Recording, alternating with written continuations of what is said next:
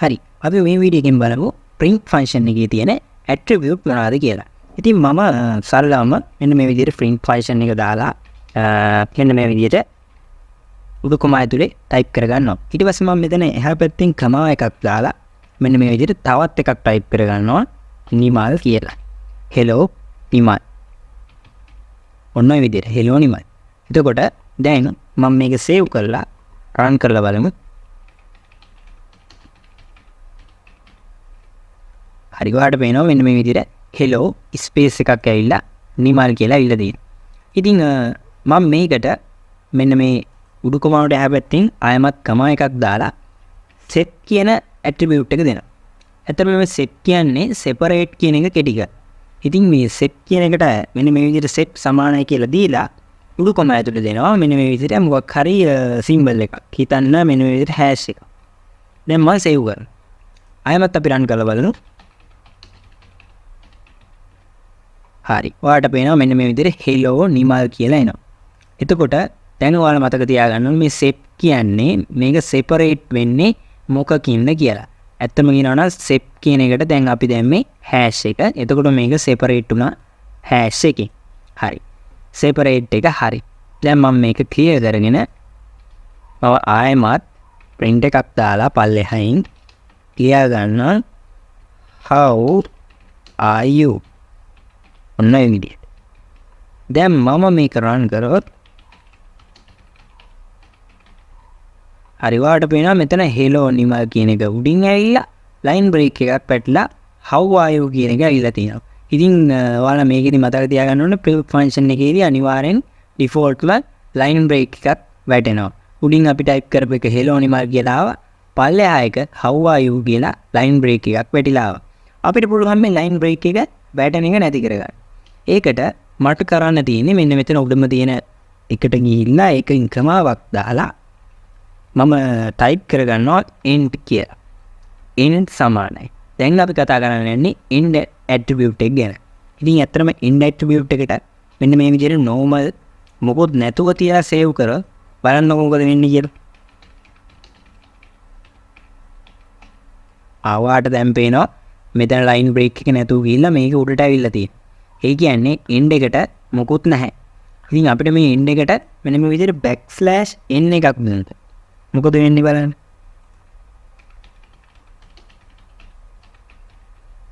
අන්න දැන් අපි මෙන්න මේ උඩ කලින් ගත්ත output එක තමයි මෙතන ඇවිල්ලා තියෙන්නේ. ඒ කියන්නේ මේක default මේ end සමානයි කියන එක අපි type කරේ නැති වුණාට මේකට backslash n එකක් automatic ම එනවා. ඉතින් අපිට මේ backslash n එක වෙනකොට වෙන ඕනම දෙයක් type කරන්න පුළුවන්. බලන්න මම මෙන්න මේ විදිහට පොඩි dash එකක් type කරගෙන save කරලා run කරලා වෙන්නන්න. මෙන්න මේ විදිහට ඔයාලට පේනවා මෙතන hello නිමල් කියන එකට එහා පැත්තෙන් පොඩි dash එකක් එක්ක how are you කියන එක print වෙලා තියෙනවා. ඉතින් ওই විදිහට int එක සහ separate attribute එක ගැන අපිට කතා කරන්න පුළුවන්. ඉතින් මේත් එක්ක මම හිතුවා තව දෙයක් කතා කරන්න ඕනේ කියලා. print function එකේ variables අපිට use කරන්න පුළුවන් ආකාර ගැන. දැන් අපි variable ගැනත් දන්නවා print function එක ගැනත් දන්නවා. ඉතින් මම පොඩි දෙයක් මේක type කරගන්නවා ඔයාලා බලාගෙන ඉන්න මොකද වෙන්නේ කියලා. මම මේ පැත්තත් clear කරගන්නවා. දැන් මම මුලින්ම variables තුනක් හදා ගන්නවා.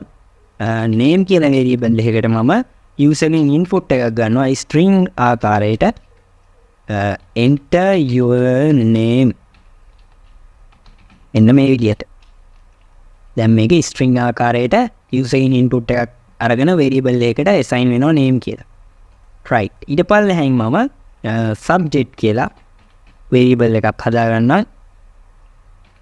මෙන්න මේ විදිහට ඒකට මම input එකක් ගන්නවා string ආකාරයට user ගෙන් enter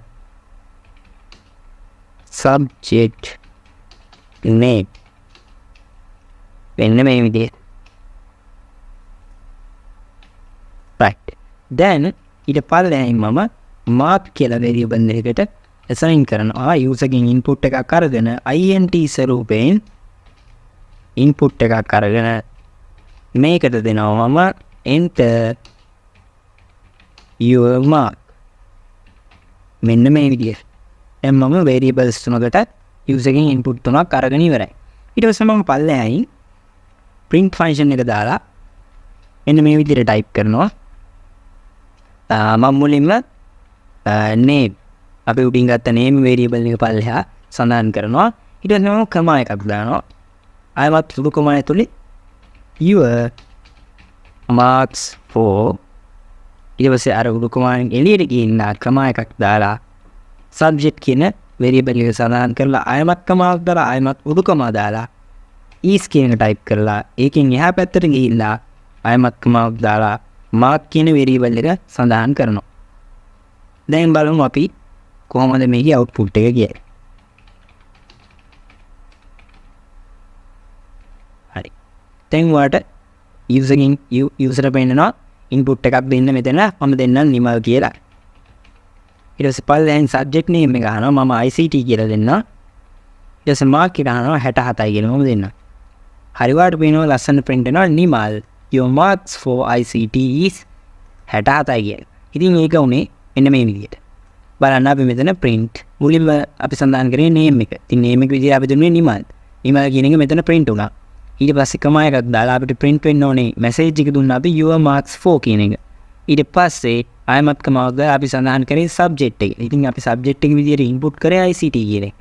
ඉතින් is කියන එක අපි අපිට යන විදිහට message එක display කරලා ඊට පස්සේ එතනින් comma එකක් දාලා අපි සඳහන් කරේ mark කියන එක. ඉතින් mark කියන එකේ input එක විදිහට අපි දුන්නේ 67යි කියලා. right. මොන විදිහට පුළුවන් variable handle කරන්න. ඊට පස්සේ මම තව print එකක් දාගන්නම් පල්ලෙහායින් මේ විදිහට. මේකෙදි මම කරන්න යන්නේ name කියන එක මේ විදිහට සඳහන් කරලා ධන ලකුණක් දානවා. ඊට පස්සේ උඩු කොම ඇතුළේ දෙනවා your mark for කියලා දීලා එළියට ඇවිල්ලා ආයමත් ධන ලකුණක් දාලා subject කියන එක සඳහන් කරලා ආයමත් ධන ලකුණක් දාලා ආයත් උඩු කොම ඇතුළේ is කියන එක දාලා ආයමත් ධන ලකුණක් දාලා මෙන්න මේ විදිහට mark කියන එක සඳහන් කරනවා. අපි දැන් මේක print වෙන්නේ කොහොමද කියලා බලමු. ඔන්න මම නිමල් කියලා දෙනවා. ඊළඟට මම දෙනවා ICT කියලා. ඊළඟට 67යි කියලා මම දෙනවා.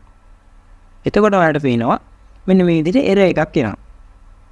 ඇයි මේ විදිහට error එකක් ආවේ? බලන්න. අපි මෙන්න මෙතන ගත්ත data types ටික බලන්න. මෙතන අපි string ආකාරයට ගත්තේ.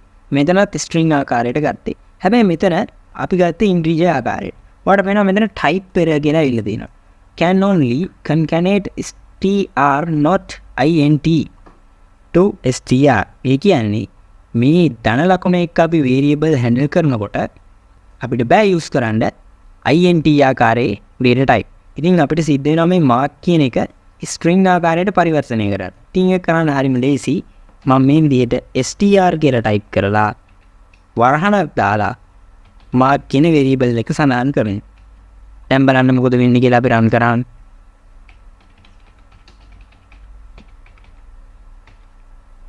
කනෝම නිමල් කියලා දෙනවා. ICT 67. අන්න දැන් ඔයාලට පේනවා මෙතන පළවෙනි එකේ print වෙච්ච විදිහට මෙන්න මේ විදිහට උඩින් පළවෙනි එක print වෙනවා.